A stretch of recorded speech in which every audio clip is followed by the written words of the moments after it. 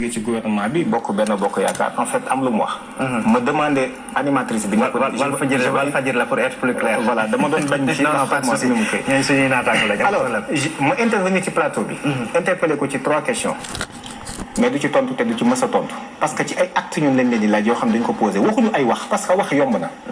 xam nga wax tey man na maa wax ni fi mu ne maa ëpp doole ci àdduna bi. mais buñ ma ko jëfle woon du ma ko man nga ko mbaal waaye buñ la xoolee sa jëmm jiw yi mu ji aussi ñu xam ne li nga wax mënul nekk tamit. waaw moo tax man la wax dama la facilité wax moom nit mën na li alxuraan di wax ni Firawna dafa waxoon ni maay buur bi gën a mag ci buur yi maay yàlla ji gën a mag ana rabbukumul a'la taxul muy doon ko sax dama bëgg a wax ni wax dafa yomb rawatina ñoom ñii dañuy wax lu dul dëgg. lan lañ wax ci kàddu yi lan moo ci dul dëgg. li mu mujjee wax nii rek muy lan benn sama gouvernement nangam syndicaliste yi nga xam ne yéen a ngi may dégg yépp demoon ci séminaire boobu convocation li leen ko yëgal ministre bi moo ko signé. ministre de l'éducation moo ko signé. Talla moo ko signé. et pourtant mu taxaw moom di ñu wax nit ñi non loolu kenn du ko fi sañ waxante mais c'est pas vrai. yamul ci loolu dama lay interpeller dama lay laaj di laajale Sénégalais yi ñuy déglu yépp laajale président mi ngeen teg ay waxam léegi mu wax ni. article 25 bu constitution bi. alinéa 3 dafa wax ni tout citoyen est tenu de respecter scrupuleusement la Constitution, les lois et règlements, notamment d'accomplir ses devoirs civiques et de respecter les droits d'autrui. loolu ci référendum bi lan mooy droit d'autrui. autrui mooy keneen ki mooy kan. yow ko bëgg a def ci keneen ki. non keneen ki mooy kan nag. wala ma lay laaj keneen tout citoyen. kon bépp sénégalais su ma taxawee en tant que sénégalais ak citoyen sénégalais yi des yëpp. ñu ne ma da nga nangu constitution bi loi yeeg règlement yi def li wax sama diggante gi te nangul keneen ki ak ma jëlee. keneen ki ku dul man rek mi ngi ci autrui ñun jàng nañu français. bien sûr. kon góor jigéen baa ngi ci xalif général baa ngi ci sëriñ daara baa ngi ci évêque baa ngi fi keneen a ngi ci ñëpp a ngi ci biir autrui et c'est inscrit dans la constitution du Sénégal depuis 2016. am de principe bi c'est acquis weesu na ñu ñëw la loi 17 bu nouveau code de la presse bi demal ci article 18 bi lan la wax le journaliste et le technicien des médias doivent respecter la dignité humaine éviter toute allusion par le texte et l'image à l'appartenance ethnique ou nationale d'une personne alhamdulillah à sa religion alhamdulillah à son sexe alhamdulillah mais à son orientation sexuelle ça veut dire quoi kan moo bind loolu. non s'il vous plaît kan moo bind loolu. qui en est l'auteur c'est Macky Sall. kenn ñi mu fee jël ab loi boo xam ne si waxu àndu ci. donte assemblée lañ koy voté. te exclure kenn. alors loolu la ñu wax ni cet agenda là dëppoowul ñun ak suñu croyance dëppoowul ñun ak suñuy réalité socioculturelle nañ ko arrêté. Nations Unies amul prérogative di ñu digal dara ak di ñu tere dara. comme ni ko président dundee ci ay waxam léegi. wax na UNESCO aussi amul benn prérogative amul benn doole tey bu ñu mën a imposer dans différents curricula lu ñu. mais lan moo waral comme ñoom seen ñu tëgg seen manuel bi dugal ci li UNESCO bëgg le lan moo ko waral. lan moo ko waral. lan moo ko waral c'est-à-dire gis nga réew mi dañu war a nawlante te respectante vraiment gis nga le président d'autres sont passés avant lui. peut-être qu'il ne sera pas en fait le dernier day jàll ñu xool ko ci biir Sénégalais yépp ay moroomi gorom ay moroomi sénégalais tànn ko ci seen biir te gënu leen ëpp fi xam-xam ëpp fi taxawaay ëpp fi dayoo nit ñi jiital ko loolu teraanga la. kon suñu ko jiitalee li président Abdou Diouf daan wax te véritablement waxtu wu nekk ma koy fàttali mooy dafa war di jaamu suñuy soxla yooyu nag mi ngi tàmbalee ci. li muy def ak di ko wax di engagé au nom du peuple sénégalais mais loolu sénégalais yi di ko xam d'abord bala ko engagé te bu dellusee it mu defal ñu restitution bu fidèle xamal ñu convention bi laa signé traité bi laa signé parce que loolu dafay engagé les sénégalais ndax man li ma seetlu boobu ak léegi président bu fi jaar tàmbalee ci Senghor ba ci ki fi mujj ku ci wàcc dem France. ñun nag ñoo mënta génn réew mi ñun toog nañ fi. rawatina gars yi nee nañu ñu ñëwaat ci réew mi. n'est-ce pas. non waaye politique yi bëgg nañoo xam comme politiciens yi comme politique yi ñoom ñooy diriger. ñoom bëgg nañ ci xam de quelque bord bu ñu mën ci nekk par rapport à la question spécifique ban taxawaay ngeen ci gis que ni am nañ ci mais très rapidement bala nga ciy tontu yaakaar naa ni un peu par rapport à la réaction du chef de l'État ak tontu bi nga ci indi. Mbaye Ngagne am na ñàkkul amul lu mu ci bëgg a indi. effectivement sëñ Babacar joxe na ñaari article yoo xam ne effectivement même si c'est pas trop clair ci libellé bi mais mën nañ ci am une lecture boo xam ne effectivement bëgg nañ ci jaar ci benn prof ndoll pour dugal ci la question du genre voilà quoi.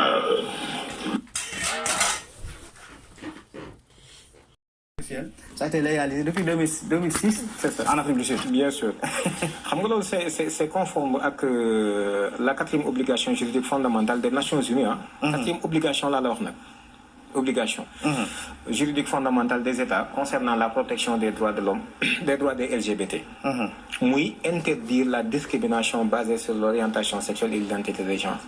D'ailleurs, même SNEC, vision, la vision de la SNEC 2016-2026, c'est Sénégal discrimination d'autres femmes. Alors, lolu mo lay wax ni la kon ñun aussi on a compris cela que motax defuñu ko question wu diine. Question wu société lañ ko def. Dem ci église bi, dem ci bois sacré bi, mais dem ci ASC yi. Rencontrer nañ wa ONCAV. Rencontrer les syndicalistes, gis nga barki dem ci manifestation. Il y a le président de l'ordre des médecins. Etc. Docteur Boli Diop. Mais c'est ça. Comme xam nga du mbir moo xam ne ñun dañ ko présenter comme mbir mi mbirum diine la donte mun ñu ko ci occulter parce que diine daf ci am gis-gisam aussi te loolu aussi il faudrait que ñoom ñu nangul ñu ko bref yónnee naa la kii bi yónnee naa la ko da ngay gis ni moom mooy évaluation EPU bu 2019 la question bi ñu ko posé waatee la délégation sénégalaise effectivement dañu wax ni Sénégal ñoom interdire la loi sénégalaise n'interdit pas l'homosexualité terewuñ ko léegi nag puisque gis nga yi may wax nii sax mën naa ko jël teg ci sa teg nii léegi président nee na du ko def askan wi moom bëgg nañ ñu criminaliser ko léegi wax ji jeex na ku bëgg ku la wétali ak ku wét ci ragal ci sam néeg loolu kañ ñoom ñaar pour ñu fanaan du am problème koo xam ne yow amoo foofu fanaan te kii moom il est seul te ragal na moom dong mënta tëdd yaakaar naa ni ñoom ñaar ñu wétali leen te mënta am problème moom puisque nee na il est favorable te loolu moom kenn du ko defee ci teewaayam léegi nanu jël loi boo xam ne daf koy criminaliser mais avant la loi il faut ñu arrêter en fait ce processus là bi ñu doxal Sénégal. Allez-y Ngagne.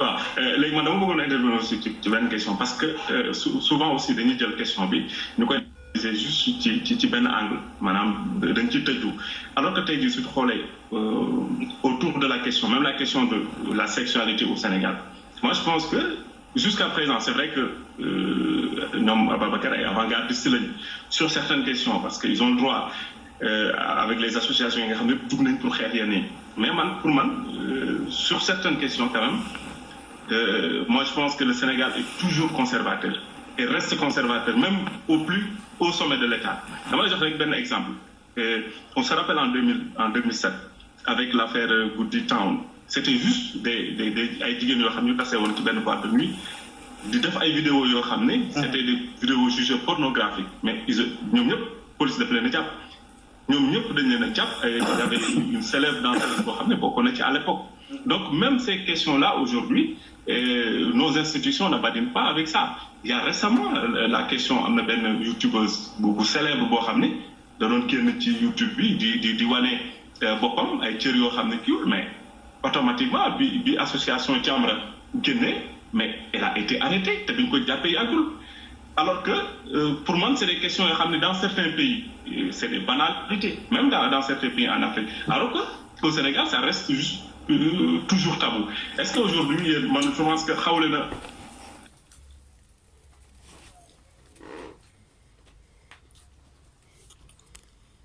voilà quoi c'est-à-dire tout part en l'air alors que on a quand même quelque chose boo xam ni sur ce plan-là de très solide boo xam ne mën nañ ci jàpp que ni bon c'est une société quand même boo xam ne elle reste toujours conservatrice sur certaines questions.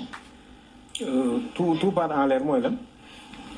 c'est-à-dire jaxasoo na comme ni ngeen ko yaakaare quoi société bi jaxasoo na suñu bàyyee mu dem ñëpp dañuy nekk ay góor jigéen bon voilà société voilà quoi comme ni ko ñenn ñi décrire alors que soo xoolee au fond nous sommes encore une société très conservatrice sur certaines questions surtout là les questions liées à la sexualité même si quand même il y a des dérives. xam nga exemple yi nga njëkk a jël en fait yooyu mën nañ jàpp nit ki ci attentat à la pudeur n'est-ce pas. Donc loolu c'est condamné par en fait le code pénal sénégalais mais voilà. Question bi ñuy wax jotewul lii ak dara man je pense que ni peut-être dañ ma déggul li ma bëgg a wax mais jotewul dara ak li ñuy wax nii c'est-à-dire dama ni les Nations Unies actuellement ñoo am gis-gisu ci droit de l'homme ñu dugal ci l'orientation sexuelle et l'identité de genre te la résolution elle est passée moom mooy les nouveaux droits depuis 2011 le 15 juin 2011 c'est la résolution 17L9 comprendre loolu nag ñoom lañ bëgg a universaliser fi mu ne imposer que tous les États ñun li ñuy wax xam nañ ko depuis 2011 les Nations Unies jël ce qu'on appelle en fait les nouveaux droits une résolution maintenant loolu nag pour imposer que tous les États ensuite le Haut Commissariat des Nations Unies des droits de l'homme génne benn document boo xam ne en 2012 donc ñu tamalu ko appliqué 2013 ne libre et égaux nga xam ne dafa am 5 obligations juridiques fondamentales 5 xam nga obligation mooy lan mooy warteef du ay recommandation de du ay digal yu Nations Unies digle mais ay obligation la yoo xam ni dans le droit international dans les relations internationales loolu ce sont des obligations juridiques mais fondamentales dara du ko ci jiitu fi mu ne li ñuy waxante lépp loolu daf ci bokk léegi j'avais en fait toute la documentation yemuñu sax ci lii même réseau parlementaire yi nga xam ne créé nañ ko te le Sénégal en fait partie aussi on a toutes les informations yor nañ documents yëpp est-ce que xam nga donc c'est un agenda qu'on est en train de dérouler au Sénégal man je ne parle pas de góor jigéen bu nekk fee wala nekk leen c'est-à-dire on parle de cet agenda là qu'on déroule au nom du peuple sénégalais qu'il faut arrêter c'est-à-dire ñun loolu moom mooy li ñuy wax d'abord alors nouveau droit yooyu bi ñu ko jëlee mais textuellement loolu la ne Sénégal defaat rek moo tax boo xoolee ci SNEC bi ñoom il parle ci 4e obligation bi d'interdire la discrimination basée sur l'orientation sexuelle et l'identité de genre mooy la 4e obligation la première c'est de protéger les LGBT obligation bi 2e obligation bi prévenir la violence homophobe et transphobe 3e bi dépénaliser l'homosexualité partout dans le monde 4e bi interdire la discrimination basée sur l'orientation sexuelle et l'identité de genre 5e élément bi mooy accepter que les homosexuels en fait pignon sur rue donc fassent en fait leur gay pride les nangam li ñu bëgg lépp ñu koy def ci penc bi xam na ne loolu mooy li Nations Unies bëgg te c'est passé on détient les informations tous les documents le Sénégal maintenant a accepté cet agenda-là qu'il est en train de dérouler te ñemewu ko wax askan wi parce que xam nañu suñ ko waxoon ñoom ñu avoué ko lépp dana ne teel a lijjanti alors il faudrait que nag agenda boobu ñu arrêté ko on ne parle pas ñun ci góor jigéen bu dugg fii nangam ak nangam yooyu waxaguñ ko ñun on parle de cet agenda-là qu'on déroule au nom du peuple sénégalais te loolu dëppawul ak réalité socio-culturelle yu Sénégal je ne parle même plus en fait de religion mais de culture la wax suñu aada rek je suis d'accord avec vous sur ce point. Ouais. Donc, dans vos revendications, il est clairement écrit que vous voulez que l'homosexualité soit criminalisée au Sénégal. Absolument. C'est-à-dire, nous devons être délit d'un petit crime. Donc, ça veut dire que c'est clair. Vous avez affiché votre position sur la question. Donc, fait qu'il je pense que la question de l'agenda des Nations Unies, moi je pense que combat beaucoup le combat lié à l'homosexualité et à la criminalisation de l'homosexualité. Parce que c'est un combat bien mené au sein des institutions du Sénégal, notamment lié au ministère de l'Éducation, concevoir. Donc c'est ces questions-là. Moi je pense que peut-être cette question c'est plus un combat bien mené contre les institutions au Sénégal, d'accord. Les recommandations des Nations Unies liées au genre. Je pense que combat beaucoup. Donc c'est 2 combats différents. En fait, je pense. Ouais, peut-être l'on mais nous demandons tant que cet agenda-là arrêté c'est l'État du Sénégal nous avons engagé. Di ko def ci tout askanu Sénégal. Mais loolu waral ñu mobiliser nit ñi pour ñu xam ne askan wi ànduñu ci lii. Je pense que loolu vraiment lu leer la. En tout cas deuxième chose bi nag suñu jógee ci loolu aussi mooy ñu demander leen à ce que ñu criminaliser l'homosexualité loolu lu dissuasif la c'est-à-dire xam nga ñun dañu dugal ci li Georges Abdi doon wax souvent les Georges Abdi di wax en fait c'est le premier inspecteur de l'enseignement en Afrique occidentale française. Donc c'est lui qui a installé toutes les écoles là. Ce verbalisme pompeur nga xam nit ñi mën nañu wax ni rek te li ñuy wax amul benn sens. C'est-à-dire malheureusement ñun suñu bopp yi dafa yàqu ñun ñun daal am nañ jafe-jafe quoi am nañ problème c'est-à-dire ñun en tant que peuple souverain nit ñi fi nekk ñun est-ce que dañuy renier ni yàlla yow dootoo suñu kilifa wala déet. boo waxee ñun bëgg la dugal ci kii non kii terroriste la kii c'est un radical kii rigoriste la kii nangam ak nangam gis nga ñun nekkuñu ci yooyu. man Ababacar Mboup mi di wax ak yow avant may doon lu mu mën a doon ab jullit laa d'abord ba pare di sénégalais. sama njullit googu nag am na loo xam ne danaa ko nangu am na loo xam ne si du ma ci badine sax maanaam du ma ci transiger. te pourtant réew mii ba ma fi juddoo ak léegi jotewu ma fi ak kenn. kon ñun ouverture lañu am ndax duñu xam soxlawuloon xëy na may yegg ci lool mais peut-être contexte bi moom moo koy laaj. man taalibe Sëñ Tuubaa la ñun jàmm ak salaam dañuy ree rek ñun amuñu problème ak kenn. n'est-ce pas te loolu yi tamit bari nañu ma ko ci partagé muy sama mbokki tijaan yi muy sama mbokki xaadir muy sama nangam ñun ñëpp kazalika ba ci association islamique yi ci nekk en fait gis-gis boobu lañ ci am. Sénégal fii ñun gis-gis yi nit ñi di am di taal ay bomb ak nangam loolu amul Sénégal gi man gisuma fi jullit bu am boobu xalaat amu fi. mais nag suñu diine lim ñu commandé duñu teggi wax yàlla teg fële di jël waxi keneen di ko teg ci kaw. loolu xoolal c'est non négociable du am ça ne passera pas. loolu il faut mu leer. am na soxna soo doon wax léegi par rapport à ci ndaje moomule kàddu yu mu yëkkati mën nañ ko teewlu du côté de la régie ñu dégluwaat ko ndax dafay paradoxal ak peut-être kàddu njiitu réew mi de toutes les façons man référence bi mu ci mujjee am moom mooy bi mu wax léegi rek ak lim ci wax loolu ñu déggee ko noonu wax nga ni am na agenda mën nañ ko déglu moom de toutes les façons ñu dellusiwaat commenter ensemble kàddoom yooyu.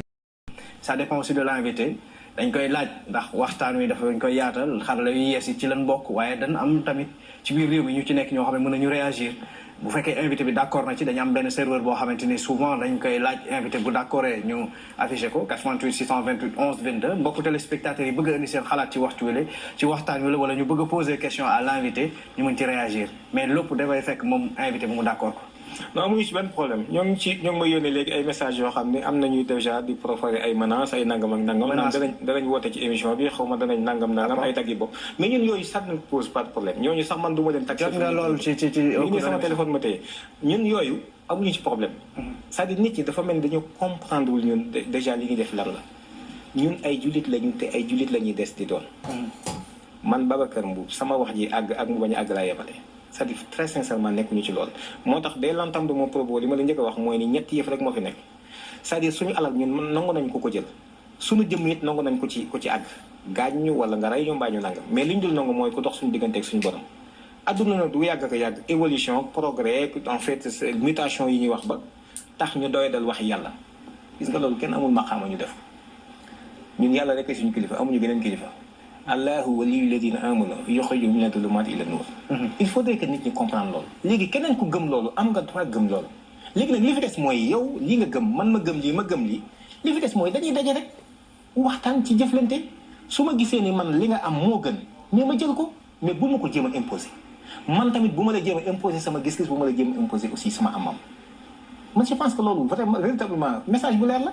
au nom de quoi la keneen bëgg a jëriñ moo xam Nations Unies la moo xam France la bëgguñu imposer ñun li ñuy def ak li ñuy wax. ça ne passera pas. te gis nga loolu suñu bakkan yi lañ ca teg ça ne passera pas ñun kenn duñu intimider ñun kenn duñu xoqatal jamais du tout non problème bi loolu la. très rapidement mën nañu dégluwaat kàddu yooyu nga xamante ni en tout cas partagé na ko ak ñun ñu déglu ko xool tolluwaay bi la après mbokku téléspectateurs yi comme